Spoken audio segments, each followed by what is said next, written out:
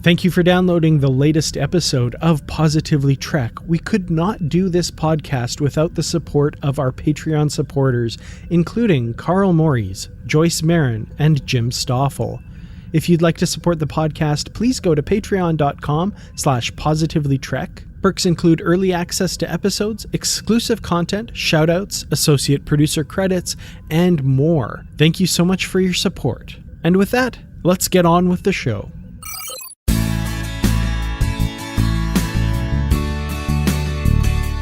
So it's been a pretty good week. Just a pretty good week. I'm going on vacation soon, which is nice. Taking a whole week off, but I'm not taking any time off from Positively Trek. So, Dan, it's so good to sit here with you today.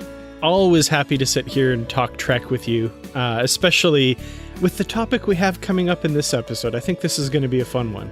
Do you think it's going to be a popular topic or an unpopular topic? That's a good question.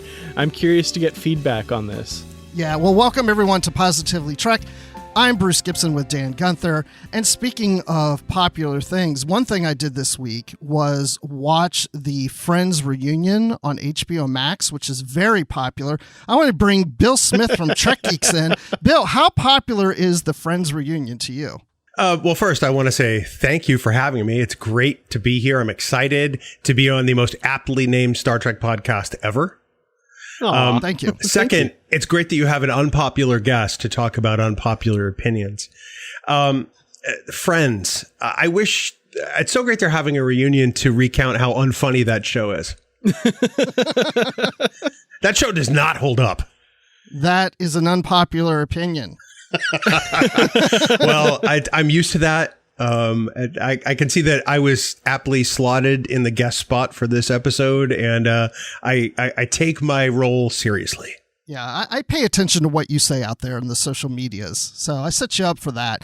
But that's the theme of today's show: is what are the opinions out there about Star Trek? Certain things in Star Trek that are popular opinions that we may not necessarily agree with. So our opinions could be unpopular. And we're going to go through that. And what better person to do that but Bill Smith? Thank you. Heaven forbid there be disagreement among Star Trek fans. This is unheard of. I've not, this is a monolithic group that just loves everything in equal measure. And I'm shocked that there would be things that we might have differences of opinion over. It blows my mind. I am stunned and appalled, I say. I mean, for a fandom that loves infinite diversity and infinite combinations, I think we have to remind ourselves that at times that also applies to diversity of thought. Now, I'm not saying that people should just be tolerant of things that are absolutely horrible. But I mean, if I love something a slightly different way than somebody else, that's okay. And even if I don't like something, say in Star Trek, that somebody else does, that's okay too, because ultimately we love Star Trek. And that's why we're here. Yeah, and the theme of the show, of all of our shows, is positivity. So Positively Trek. This is not to trash Star Trek things that people love. There are going to be things that people say that they don't like about Star Trek that we may say that we love about Star Trek. So we're still going to have a positive attitude on that. Yeah. And so we're going to go deep into that. But right before we do that, Bill, if people don't know who you are, tell them about yourself and about Trek Geeks. Oh, well, thank you. I'm Bill Smith. I reside in the New Hampshire area, and I am the co-founder and the producer of Trek Geeks, the podcast, and also Trek Geeks, the podcast network. We started off as one show about 6 years ago, and then we became two shows when we introduced Discovering Trek, my podcast partner Dan Davidson and I.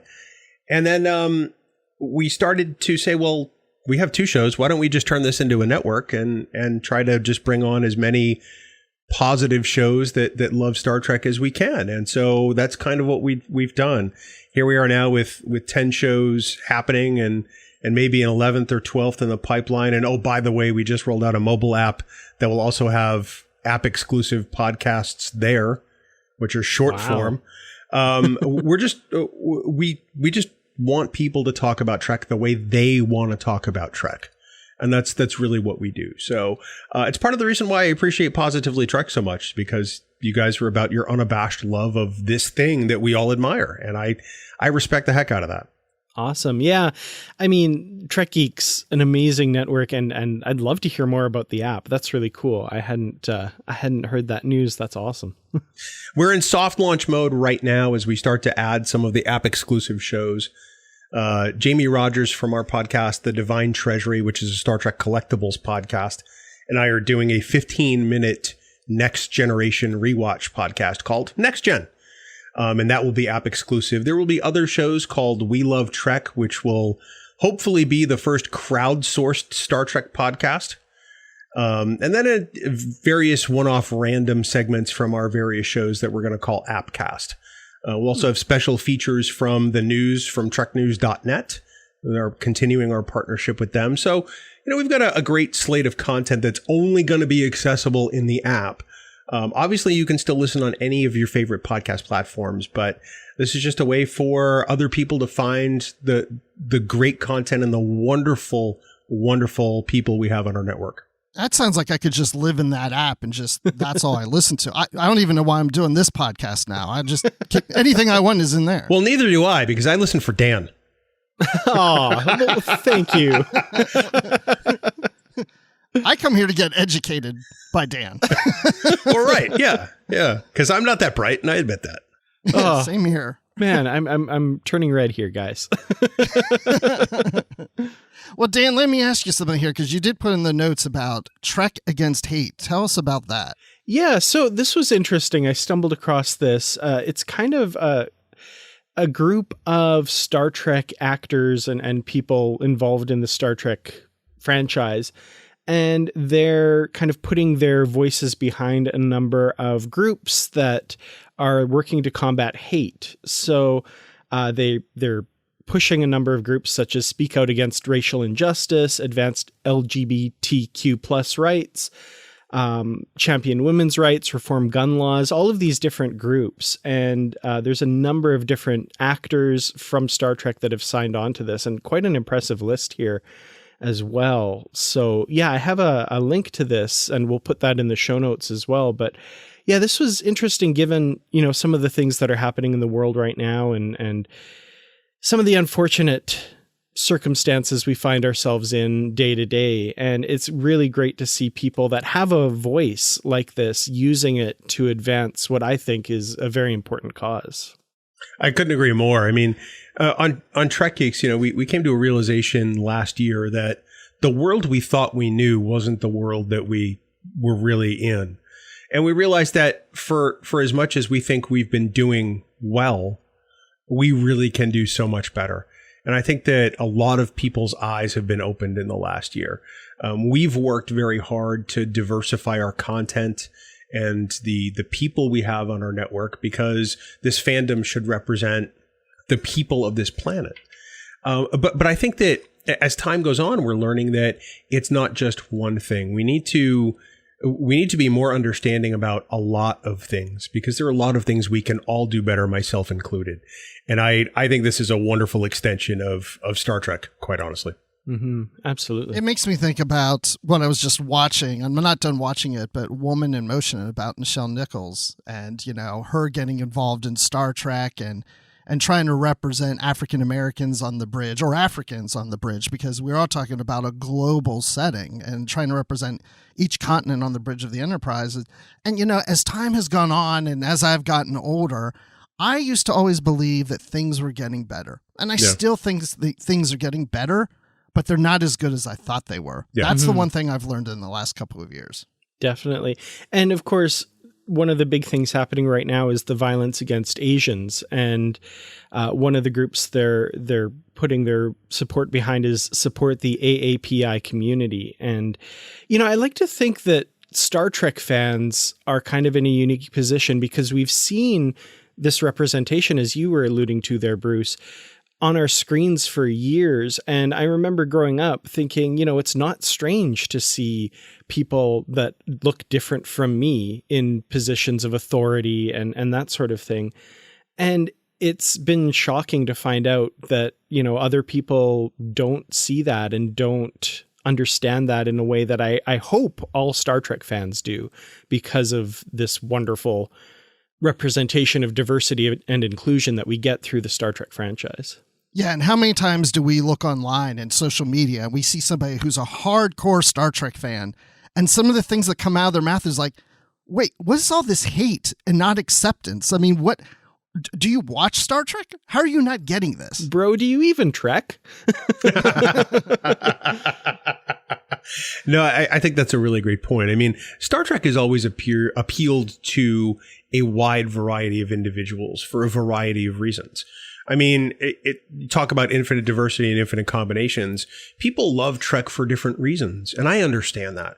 But there's a really vocal minority of fans that I just cannot grasp and wrap my head around, because it's like, not only did they miss the message, they missed the spirit, they missed the intent. And it makes me scratch my head. I'm comfortable with anybody loving Star Trek that wants to love Star Trek, but every now and then I kind of do what my dog does. I sort of tilt my head to the side and have this really puzzled look on my face like, huh? So yeah, I'm right there with you guys. Yeah, that's like somebody watching Friends and finding it's not funny, but that's the message, is funny. But right? No, it's not. The Office is 10 times the comedy that Friends was. I will agree with you. I'm not that big of a Friends fan. I'm just picking on you, but I do agree. I like The Office a lot better than Friends. Thank the maker, because we were going to have to throw down positively on Positively Trek. Well, let's change subjects then, because you know what? I found out that Canadians also like Star Trek. It's true. That's a good thing, No. Dan, right? No. No, they don't. This I cannot abide. Well, they're going to have to put up with it, because it looks like CTV has been announced that they will be carrying Strange New Worlds and Prodigy. And of course, that would transition over to Crave, since Bell Media owns both. Yeah, absolutely. So yeah, CTV Sci-Fi channel, which is kind of a sister channel of CTV. They've been carrying all of the recent new Star Treks. It was recently announced that they are also getting Strange New Worlds and Prodigy, which is exciting. I did reach out to them via Twitter, the PR department for CTV Sci-Fi, as well as the PR department for Crave, just to ask, because it's not in the announcement, will these both show up on Crave as well? I assume they will, but I was kind of looking for official word, and of course they haven't gotten back to me on there, but I'm sure that announcement will come soon, because that's how I watch Star Trek. So I have a very selfish, self-involved, important need to know that information. Yeah, I have every confidence they're going to show up there. I mean, at this point, CTV should just change the name to the Star Trek channel, because I feel like it's starting to be all they watch, or all they show anyway, and I'm fine with that, eh? Oh, yeah, I'd be okay. We had, in the US, you guys had MTV, and in Canada, we had a channel called Much Music. Yes. And I always wanted like a Much Trek channel. Like, it's just Star Trek all the time. Which I guess, if that's all you watch on your Netflix or your Paramount Plus, you can turn it into a Much Trek channel. So there you go. Well, I will plug my friends over at Pluto TV, because they do have a Star Trek channel that's 24 hours of streaming Star Trek. So you can go check it out there. They have to start showing seasons 5, 6, and 7 on Next Gen, though. Have you noticed? Like they keep sticking with like seasons 1 through 3. Yeah, for the most part. Yeah, every now and then 4, but it's rare. But yeah, 1, 2, and 3. Every time I turn on, it's like, oh look, it's The Measure of a Man again. Now I love that episode, but come on, guys. Every once in a while, I've seen them sprinkle in a Lower Decks episode or a Discovery episode every once in a blue moon, but you never know when it's coming. It just is there. So it's like winning the lottery. Yeah. So you got to tune in every hour just to see. Anyway, I want to get into this whole thing about our unpopular opinions regarding popular opinions of Star Trek. Okay, Dan, I'm assuming you have your own list, right? Oh, yeah. I made a list. Okay, I want to know what is on the I already know what is on the top of Bill's list right now, but I want to know what's on the top of your list. Okay.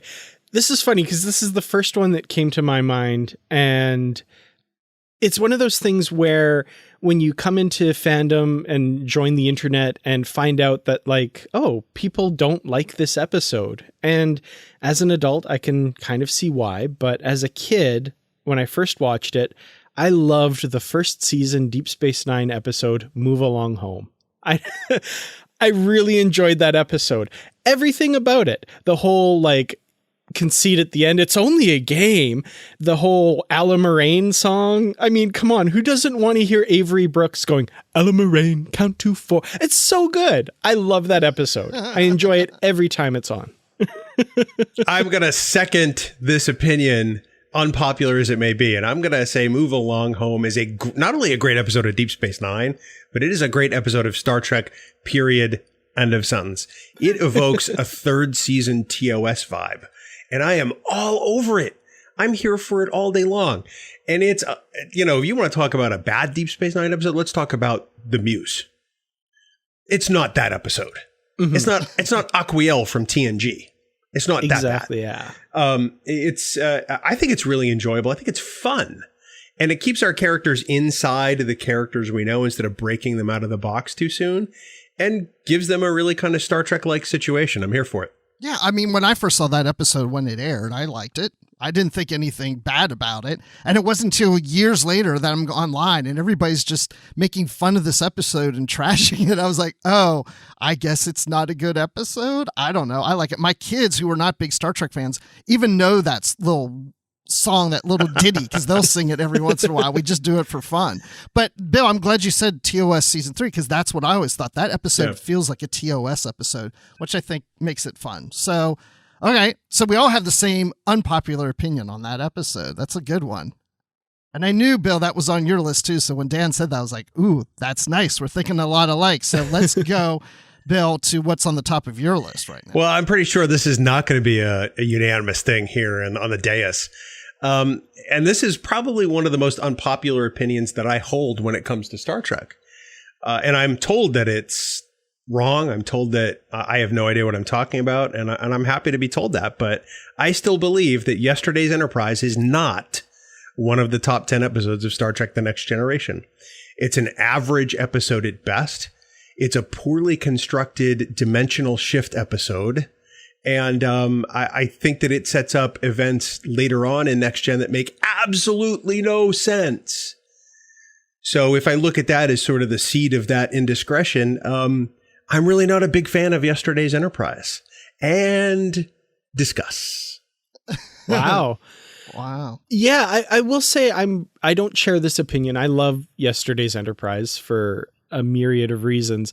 Your point, though, about what it spawns later in the Next Generation, I absolutely agree. I think some of that stuff is muddled and ridiculous and doesn't make any sense. And I do have to say, I have one friend to whom I have shown all of Star Trek. We've watched all of Star Trek together because she watched the Star Trek 2009 film and was like, I really want to watch the rest of Star Trek. So we started TOS all the way through, and she is not a fan of Yesterday's Enterprise either, which was shocking to me at the time. And I think you are literally the second person now in my life who has said that. So it's not a completely unknown opinion. So I get it, because she has articulated her reasons, and they're very similar to what you said as well. It's an episode that's nonsensical to me. People go, well, it's an alternate universe story. It's like, no, it's not. It's the same universe altered. It's a very different thing. Usually when Trek does a time travel or an altered timeline kind of thing, there's at least one character in the main cast that says, oh, this isn't right. We have to get back to where we are. Guinan doesn't really count in this case because Guinan doesn't really know. She just has a feeling. So this is definitely a shift of this timeline that has been altered because, obviously the crew's a little different. So it sets wrong with me the whole way. I don't think it's an accurate depiction of what might have happened in that timeline. I think that there's a lot of it that goes against the grain, and as much as it's not a terrible episode, I just don't like it. Who invited you to this show? Yeah, I wonder. I have to have a talk with that person. Fire him. Okay. Yeah. So I want to ask you about that, Bill. So when you saw this episode, was it when it first aired, or did you see it later? You saw it when it first aired? I saw it when it first aired.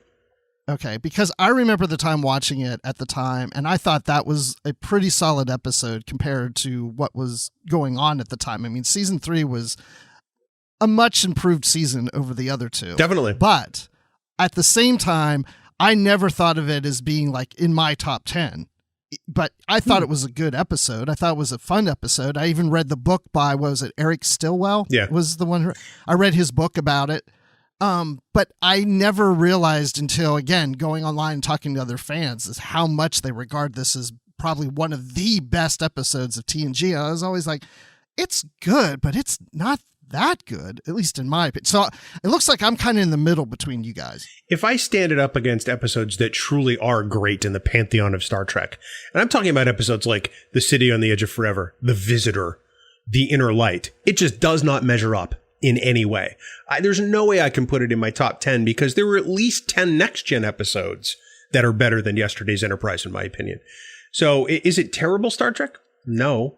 But I don't, as an episode, I just really don't like it. I mean, obviously it's Star Trek. I love Star Trek. I love Next Gen. But if this episode's on, if we were doing a see it or skip it like we do on Trek Geeks, there's a good chance that I'm going to skip it. So I'm just curious, though, what ranks higher, Move Along Home or yesterday's Enterprise? For me, Move Along Home, actually. Wow. Yeah. That's commitment. I like that. Yeah. I mean, I really enjoy Move Along Home because I think there's a fun quality to it. There's so much that is unrecognizable as the next generation and that shift in the timeline that it takes me right out of it. And the fact that Guinan kind of has an inkling, I think is probably one of the weakest parts of the episode. If she just knew de facto and said, look, dude, this isn't right. I know that I know we have to get us back to where we have to be. But Guinan gets kind of wishy-washy about it. She knows something's not right. She knows that Tasha isn't supposed to be there. And that's really the extent of it. And then don't get me started on what happens to Tasha. That's fine. It's terrible, but it's just not an episode I enjoy. That's what I have to keep going back to. So you would agree with Picard in that episode when he says, there's no logic to this at all. Yeah, absolutely I would. And there's even less logic when we get Sela later on. I absolutely agree with that. Absolutely. So you're of the opinion of Picard also of not good enough, not good enough. Yes, that episode, not good enough. Well, hey, the best thing about me taking the lead on this episode is I don't have to state any of my opinions on anything. So I get off. No, I don't get off. Anyway, no, I will state something. So I do like These Are the Voyages from Star Trek Enterprise. So I don't think it's a great episode. I remember watching at the time feeling a bit awkward, not so much about the Riker Troy being there, but Trip's death and just other things that just seemed like it was kind of slapped together. It wasn't well edited or something like that, like it was rushed. But I did like it at the time because I knew the Berman era, if you want to call it that, was coming to an end. And it was nice to see TNG, a bit of TNG, and then interviews with each of the crew members, giving them a time in the spotlight at the end. And then it was also a portrayal of these people. This crew was not forgotten. It's 2 decades later, and people still remember them and what they did for history. And I liked that message. And again, I don't think it's a great episode. I don't like seeing that the crew hadn't been promoted in a decade and that sort of thing. But I don't think it deserves the hate it gets. I get why it gets that hate because it is a finale and people expect more. I don't think it's the best finale. I think TNG, Voyager, and Deep Space Nine are much better finales, but I like this finale better than the TOS finale, for sure. Yeah. Yeah, I have to agree with that. I'd say 99%. I think it's a great finale for the Berman era, and that's really about it. It's not a terrible episode. It's really not even a terrible finale. It's just not up to the level of those other ones, like you say, Bruce. There are some things I wish they would have pulled back in that episode. I personally am kind of indifferent about the death of Trip because I figured that because this was pre-TOS, one of the main characters was going to die at some point. I just don't know why I felt that. I always thought it was going to happen. The fact that it was Trip was a little surprising, but okay. But I do think it gets a disproportionate amount of hate. I don't think it deserves it, quite frankly, because as an episode of Star Trek, it's really not bad. Yeah, for me, my dislike of it, I've talked about it. I'm not a big fan of this episode, but the thing is, I think it is because it's the finale of Enterprise, and it felt like a bit of a slap in the face to the cast of the show, and they've come out, a bunch of them have come out and said that they actually feel that way. But the episode itself, with some minor changes, I really don't like the death of Trip, but that's a creative choice that, you know, we could name 100 creative choices in 100 episodes that I have issues with. But its position as the finale is what really gets to me. If this was the second last episode of Enterprise, or even if it was like a special that aired 2 years later or something like that, that wasn't supposed to be the final episode for this crew, I feel like my feelings towards it would be a lot better. And also just the fact that all the other shows got a nice big 2-hour finale and Enterprise didn't. That always just kind of sticks in my craw a little bit. I wanted a big, nice TV movie to end the show with. But yeah, it does get a lot of hate and probably mostly undeserved. Well, I don't like it if I ever mention it. People go, "Oh no, the episode that shall not be named," or whatever. Like, people don't even let me talk about it. It's like, oh, okay, it's that bad. Okay, I get. But I don't like the death of Trip that much. But what I do like that came out of this episode are the novels, because I love how the novels play off of this. Agreed. Absolutely. They've really set up interesting storylines, I thought, from this. But I haven't read those. I know that I'm with a couple of guys who've read a lot of novels. And I usually concentrate on books that have lots of pictures. I'm not sure why. Well, there's only one book of Enterprise that has pictures, and it's a comic, and it's about Porthos. Oh, see, I'm a dog person. That's right up my alley. Absolutely, yeah. Porthos, the time-traveling dog in that one. Yep. I must get this. It's an interesting one. Yeah, it's up there with Move Along Home. So, wow. Well, at least that's saying a lot. At least it's 100 times better than Friends or Yesterday's Enterprise. That is true. Okay, Dan, is there anything else you want to bring up on your list? Yeah, I'll bring up one that I'm looking at my list, and I'm actually gonna jump around here because I want to find one. Okay, here, I like this one. Riker is not that good of an officer. That is my opinion. He gets talked up all the time. Picard says he's the best and all this stuff. But let's look at the record. So I can pick out tons of episodes here. Samaritan Snare in season 2. He lets the Packlids get the drop on them. He turns over their chief engineer. He gets kidnapped. There's the whole thing with Captain Jellicoe. He's insubordinate. He's not a good first officer there. We find out that he aided his captain in covering up the Pegasus incident. And it's for all of these reasons that I think they keep offering him a captaincy. But when the Enterprise D is destroyed, which I think is the biggest red mark in Riker's ledger, if you watch that, he doesn't even attempt to eject the warp core. They just abandon the star drive section and then crash the saucer section. The next time we see him, he is still first officer on a whole new starship. And I feel like they offered him the captaincy so many times, they would have said, no, you have to be promoted out of that position. But because he was so negligent in losing the Enterprise D, they said, no, we're not offering him another captaincy, at least until Titan later, which I still think is kind of undeserved. I think I know why, because if somebody on the council stated what you just said and gave that track record, nobody's going to give Riker a ship. No, absolutely. No, it's appalling when you really look at his record. I think he is not a good commanding officer.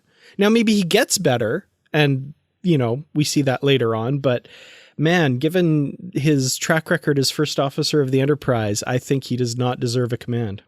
I'm kind of on the fence about this because there are times where Riker is great, and there are times where Riker is anything but. I mean, you brought up Chain of Command, which is always my first complaint about the writing of Riker. They take him from a reasonably competent officer to somebody who is essentially a spoiled brat with no regard for the chain of command. Especially the eye roll he gives Nechayev in the opening scene. And when he finds out that he's not going to get command, oh, really? Yeah. It's like, dude, rein it in. She's a flag officer. I mean, I love Riker. I mean, how can I not? But you're not wrong. Now, in Generations, which, by the way, another unpopular opinion of mine, which I didn't put on my list, is that I hate Generations. It's the worst Star Trek film ever. But I thought they couldn't eject the core, which is why they had to separate. If you watch the scene, at no point does Riker ever give the order to eject the core. Now, like every single time it's been ordered up to this point in any episode and stuff, they say the ejection systems are offline. That does not happen in Generations. Geordi says, we've got a warp core breach. He does say there's nothing I can do, but that's all he says to the bridge. We've got a warp core breach. There's nothing that I can do. Yeah. We've got 60 seconds or whatever. The next scene, it goes right to the bridge and Riker says, Deanna, evacuate the star drive section and prepare to separate the ship. That's it. There's no even attempt to eject the warp core or anything like that. Further cementing my opinion on Generations. Mm-hmm.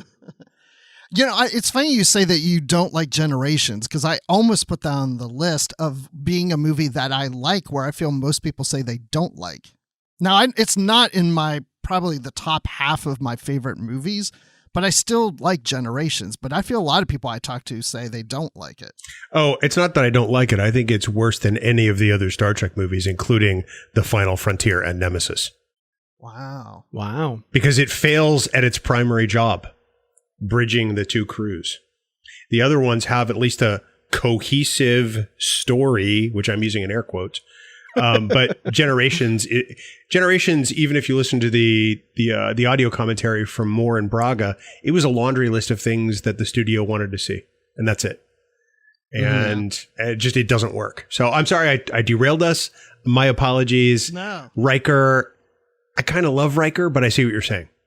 Now, I want to go on the record. I absolutely love Riker too. He's one of my favorite characters, but I have to be honest, if I'm sitting on that board at Starfleet Command that's deciding whether to give him a captaincy, there's a lot of questionable things that I'm looking at here.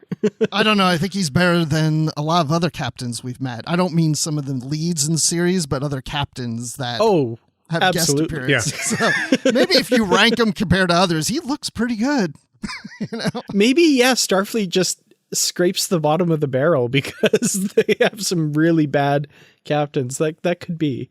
Well, in fairness, I mean, look at Kirk and how many times he violates the Prime Directive just in the first season of TOS. If we're going to use that as our benchmark, Riker's not so bad. Right. That's a good point. Yeah. All right, Bill. What else do you want to talk about that's on your list? I'm going to skip around my list a little bit, and I'm going to head for something almost in the middle. I'm going to say 3 words that I'm sure will incite a lot of Next Generation fans, and that is no more Worf. Seriously, I'm done. I'm done with Worf. That character has had more screen time in televised Star Trek than any other, and that's a verifiable fact. He's been in more episodes of Star Trek than anyone else. His character arc has been so crafted and well-arced that, I mean, there's really little more we can tell or learn about Worf that's valuable. I have no interest in a Captain Worf series. None. I'm done. Show us some of the other characters that didn't get as much screen time. I thought that the examination of Deanna Troi and Nepenthe was fantastic in Star Trek Picard. That's the kind of thing I want to see. Show me Geordi. Tell me what's happened to Beverly, but I'm done with Worf, guys. I can't disagree that much. I mean, I like Worf. If they did come up with a Captain Worf show, I would definitely get excited about it because it's something new and another series. But to your point, when I heard about these rumblings of Michael Dorn trying to push for a Captain Worf series, I remember thinking at the time, like, oh, can we get somebody? I mean, we've had enough Worf. To your point, I need somebody else. We've had Worf in 2 series. We even had his grandfather in one of the movies. Like, we can get beyond Worf and maybe explore some different characters. Yeah, I can see that. This is funny because those of you listening who might have heard me on Literary Treks talking about this kind of phenomenon, my thesis is that Star Trek is the story of Worf, simply because, as Bill, you said, he appears in more episodes, has more screen time than any other character. Star Trek, the original series, was all just a preamble to get us to be introduced to Colonel Worf, his grandfather in Star Trek VI, kicking off the story that we see of this young lieutenant in the early days of the Next Generation and his career going through it. Star Trek is just the story of Worf. And I say that all tongue in cheek. I generally agree with you. So he has a lot of screen time. I want to see more, but yeah, so that's been my long running joke. If all other Star Trek is really a preamble to Worf, does this mean I can no longer make a fan film called Prelude to Worf? I mean, it would fit right in. I think that's right in Star Trek's wheelhouse. Yeah, this is all just been to show us Worf, and I'm waiting for the big finale of Star Trek Picard, where we realize this has all been in service to the character of Worf. Somehow. That's amazing. Well, that just means we're going to see Worf in Star Trek Picard at some point. Yeah, he somehow survived to the 32nd century and will appear in Discovery. Mark my words, it's going to... No, I'm just kidding. I expected Worf to be running the Emerald Chain, quite frankly. Yep. Well, speaking of characters, I'll bring up something on my list here, and that is 7 of 9. Now, I do love this character. I am a favorite. She is a favorite of mine. But at the time when they brought her on as, the sex appeal, I'm like, she's not doing anything for me. Like, I don't see the whole, look at Jerry Ryan in that cat suit as 7 of 9. Ooh, look how sexy she is. And I'm like, the character does not come across as sexy to me, nor does Jerry Ryan in that uniform. So I don't know if it's a popular opinion that she's hot, but she's not hot in my book. I just want to know why you were dead inside at that time of your life. I had just gotten married. I can't disagree. It was horrible the way the whole situation was handled. And I'm talking about, Jennifer Lean, being essentially dismissed from the show in favor of the person who would eventually be Jerry Ryan. It says a lot about the Berman era that was the decision. It's unfortunate. Yes, we did get what became eventually an amazing character thanks to the writers and thanks to Jerry herself. But the rationale and the impetus behind it is really one that I think rubbed a lot of Star Trek fans the wrong way. And I think if we still talk about that history openly and honestly, it should. Mm-hmm. Absolutely. I mean, Jerry Ryan, obviously an attractive person, and putting her in a ridiculous cat suit meant to attract the male gaze and all that stuff. But talk about something that's just completely out of left field with regards to what this character is supposed to be. That's where it really falls down for me. I mean, I was a young teenager when Voyager was coming out, and of course I thought, great to see sexy curves and stuff. But, looking back on it and going like, what is this character supposed to be? And, seeing an interview with Brandon Braga where he says literally the words, we had the idea to bring a Borg onto the show. So I thought, why not make it a sexy Borg? And I'm like, that was your thought process? Like, that was the creative input that went into making these decisions.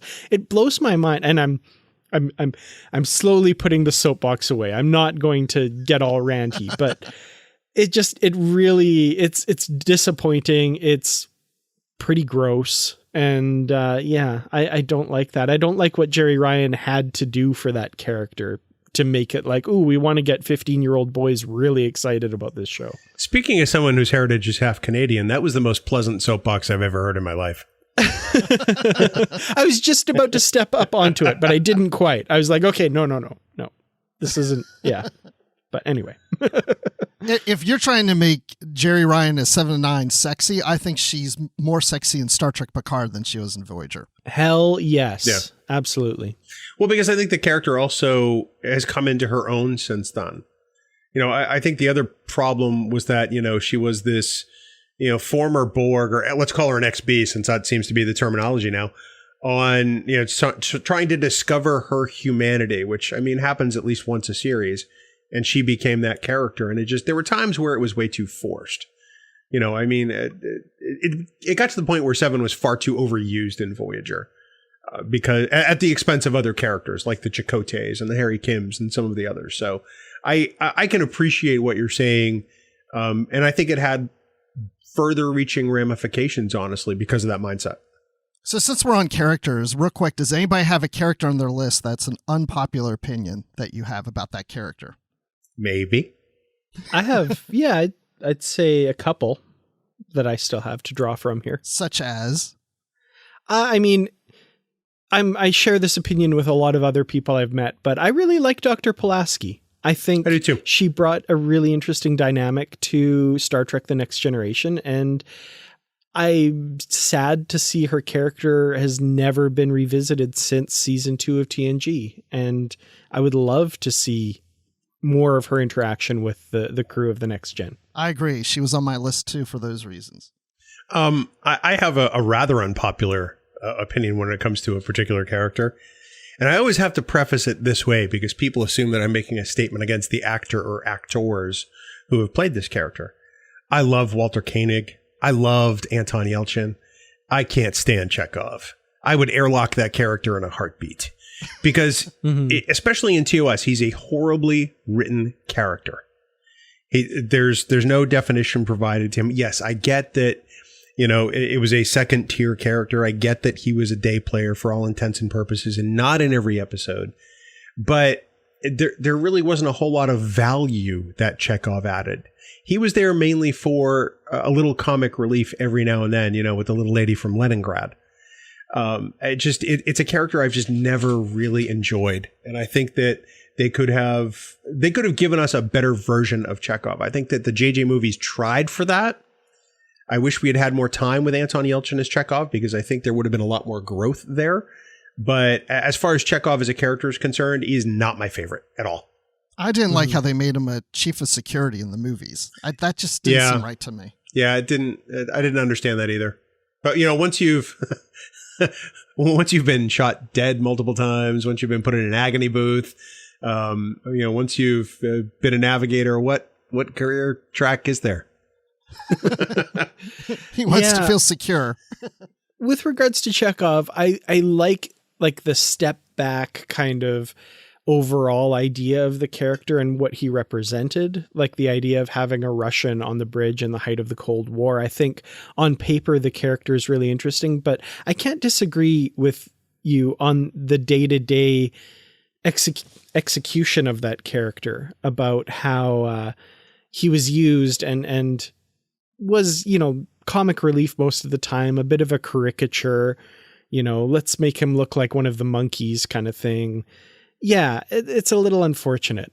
I would have liked a very professional, real Russian character. And I think he becomes that maybe in the films, but in the TOS series, yeah, he's pretty goofy. Sulu and Uhura have more definition than Chekhov does. You get the sense of their competencies as an officer. You know, with Chekhov, you never really get that because he's just the young kid. And I mean, we know why he was brought in, because they wanted a younger presence there. And they gave him the mop top for a reason. So, I mean, I understand it.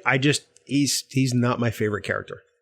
I mean, I like the character, but I remember watching TOS and thinking, why did they write this character in when they weren't giving enough lines to Uhura and Sulu? Why not just beef them up more? Why did they have to bring somebody else in? Now, I know the reasons why, like the monkeys and all that, but still. Well, I mean, and that kind of piggybacks on one of my other unpopular opinions, is that as much as people want to think of the original series as an ensemble cast, it was not. It was 3 stars. That was the ensemble. It was Shatner, it was Nimoy, and it was Kelly. And that's the way it was. The other actors, as much as we love them and as much as they became part of an ensemble in the movies, were not in an ensemble cast in the 60s. And I think that the fandom tends to look at that with rose-colored glasses to some degree. I love the moments we get with those characters, but I get why we didn't get enough of them. It's because they were background, honestly. Yeah. Absolutely. I agree 100%. I've heard statements of Star Trek was the first series to have an ensemble cast. And I'm like, No, it's not. It's not. To your point, it's got 3 stars in it. Yep. And the rest are support players. They don't have that much. If it was an ensemble cast, then we would see those characters have their own storylines in certain episodes where they're the prominent character. And we don't get that. We get very little of them. And I mean, in the 60s, this premiered in 66. I mean, you could say the Andy Griffith Show was more of an ensemble cast than Star Trek. You can't say Star Trek was the first to bring an ensemble cast to TV. No. The other Star Trek shows did it really well as far as having an ensemble cast. My hat's off to them. But people want to look at TOS in the same light, and you really can't. It's kind of comparing, Star Trek Discovery today to Star Trek The Next Generation in the way it's produced and the way it's made and the way it's architected. You can't do it. TOS was a different show for a different time, and I love it. But I mean, the facts about it are just the facts. Absolutely, yeah. No, I can't disagree with that. It's right there in the opening credits, right? For the first season, it was William Shatner and Leonard Nimoy. And then seasons 2 and 3, it was the 2 of them plus DeForest Kelley. And the closing credits, you see those other names flash across the screen really fast. They are, like you said, they're guest stars brought in. They're never the main focus. There's even, there are maybe a couple, what you would say, Scotty episodes. And I feel like if the series continued into season 4 and 5, we might have gotten a bit of a shift and more of a focus on those characters. But that didn't happen. It was those 3 stars. Absolutely. Well, we had 2 of the characters. They were never given first names. That didn't come until much later. Yeah. Okay. Here's an unpopular opinion of mine about a certain character, Vic Fontaine. I like the character, but man, the way people talk about him, like he's like the best character, I don't get. I mean, he's fun. Yeah, you can go and visit him in the holosuite and, hey, Pally, yeah, let me give you a bit of advice or whatever. That's all cool and stuff. But man, people talk about like he's like one of the best characters of Deep Space Nine. And I'm just like, he's okay. Yeah. Interesting. That's funny. Yeah. I haven't seen a lot of people saying that he's the best character. That's funny. I see a lot of polarization on him because I hear a lot of people that are like, I can't stand Vic Fontaine, and a lot of people that like him fine. So that's interesting. Yeah. I mean, I really like Vic Fontaine and I think he's a great addition. I didn't like him so much when it first aired. I was kind of like, I don't get this. In retrospect, rewatching now, I'm like, oh man, Vic Fontaine, what a cool addition. But yeah, there's a lot of hate for him out there I see sometimes too. Well, I'm not even aware of that then because I haven't really talked to many people about him, but I just know my experience of like doing shows where he appears like in a comic or a novel and we're talking to the authors and they'll say like, I mean, who doesn't love Vic Fontaine? I had to put him in there. And I'm like, okay, I guess everybody loves him. I like Vic Fontaine. Vic Fontaine. Sorry, I can't even say it today. I love Jimmy Darren. I mean, so it's no stretch for me to love Vic Fontaine, but part of me always wondered why they gave him kind of the counselor role on Deep Space Nine when they had a counselor there in the form of Ezri. Right. Mm-hmm. Yeah. That's true. I don't understand that part. I think that he was an essential character for Nog, for Nog's journey. I thought that he was pivotal in bringing Odo and Kira together. And beyond that, I think that he's rather enjoyable. I mean, I love the Rat Pack. I love that whole vibe. I get it. I appreciated the commentary that he prompted as a part of Bada Bing, Bada Bang. Yeah. And Sisko's reluctance to want to engage in that particular holosuite program. So I think he served a lot of purposes in Deep Space Nine, even just as far as commentary. But love seems really strong. I like him. I don't know that I love him, if that makes sense. Yeah, That's how I am. Yep. Okay. Well, maybe my opinion isn't all that unpopular. In certain circles, it might be, though. So that's your experience, right? That you've seen. So I appreciate that. Yeah. So what else do you have, Dan? Okay. I have a bit of an out there one that I kind of had to write out here. And this kind of goes back to Star Trek First Contact and something that was established about Star Trek lore then. And my unpopular opinion is that saying that humanity eliminated war, disease, poverty in 50 years was a bit of lazy storytelling and robbed Enterprise of great opportunities to tell that story. So it's one of those things that a little bit bugs me that by the time we get to Enterprise, which is set 100 years before the original series, we already have a humanity that has eliminated all of these big issues and problems, where when they announced that series, I thought this will be a really cool way to show us getting there, to show us, emerging from some of those issues and that sort of thing. But again, like I said, it dates back to First Contact when Deanna basically says to Zephram Cochrane, war, disease, poverty, they'll all be gone in the next 50 years because of what happens here. And I would have liked to have seen some of that, how that happened, rather than just like a miracle occurred and we're all better now. I love that. I wish we would have seen more of that too. I'm on board. I hadn't thought about that, but yes, I totally agree with that. I would have loved to see that. When they announced Enterprise and they were like, oh, this is going to be a different Star Trek series. It's going to feel more like today, more contemporary. I was so excited to see what the starship would look like because I thought it would look nothing like the Enterprise. It's going to look like more like a rocket or something like that. It's going to be so different. And then when the series premiered, I'm like, it just feels like every other Star Trek series. It's just in a different time period. Yeah, that's the big thing. Now, I will say they did a bit of course correction, I think, in season 4, and they introduced some elements like Terra Prime, and we still see that there are some of those elements and that kind of thing. But if you watch like seasons 1 and 2 of Enterprise, which I enjoy, I like the series, it does feel like this story A and B could take place during TNG or TOS or Voyager. It feels very much like we've got a ship, we've got a transporter, we've got all this stuff already. It's just kind of like, nah. If you're going to have that time period, make stories that are necessary to be in that time period. And again, like I said, season 4, they kind of started down that path a bit. Manny Koto coming in and being the showrunner there, I think really helped out a lot. But those season 1 and 2, some of those stories, they really feel like they could have just been in the future of Star Trek. Yeah, you brought me around on this because I wasn't sure how I felt about it until you got to that point just now. And I have to agree with you. I mean, I've thought for a long time that Enterprise has the weakest first season of any live action Star Trek. In fact, that's one of my unpopular opinions on my list. It's not great. And I think that people look at it with rose-colored glasses because Enterprise got canceled, quite honestly. But when you put it in those terms and with that framework, I have to agree because it's absolutely true. It would have been nice to sort of have that explanation. In hindsight, it might have seemed a little bit like Caprica. And there might have been the danger that it could have turned into a little soap opera-ish. Yeah. But I think they could have struck a balance with the writing team that they had, or at least the writing team they wound up with in the end. Perhaps if they'd had some of those individuals writing some of those scripts, it would have looked a little differently. And I think that there was a vast change, as you say, when Manny Koto came on and Brandon Braga wasn't running the writer's room anymore. I think that's when Enterprise probably had its greatest gains as far as character development. So no, I find I have to agree with that. Yeah, I actually think you're spot on. Yeah. Dan, I think you need to rewrite Enterprise. No, although I like Enterprise, I'd like to see that version of it. But we are running short on time, so I want to put the last one on Bill to pick his next favorite unpopular opinion.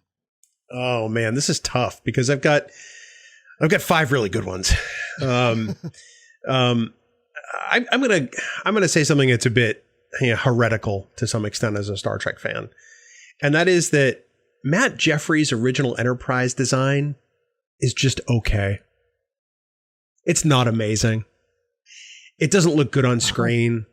If you light it, it doesn't look fantastic. It didn't become amazing until Star Trek The Motion Picture.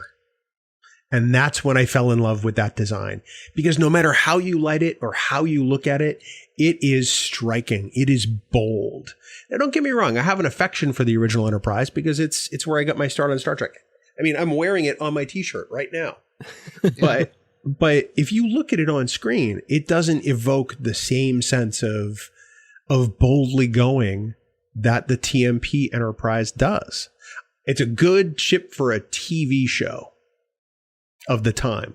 It's not a ship that says, hey, we're going to the future. And I think that that's what the TMP Enterprise does. That's my very unpopular take on the Enterprise.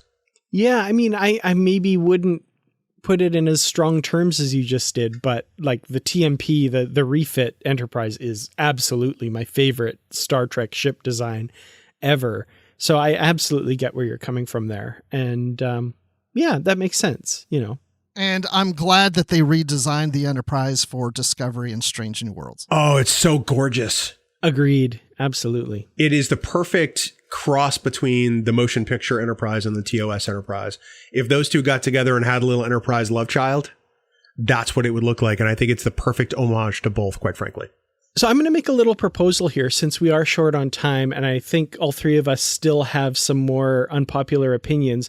Another podcast I listen to does Bring Out Your Dead round, where there's no commentary. You just kind of list everything else on your list really fast. And I think we should do that because I'm curious to see what else other people have. That sounds good. I like it. That sounds good.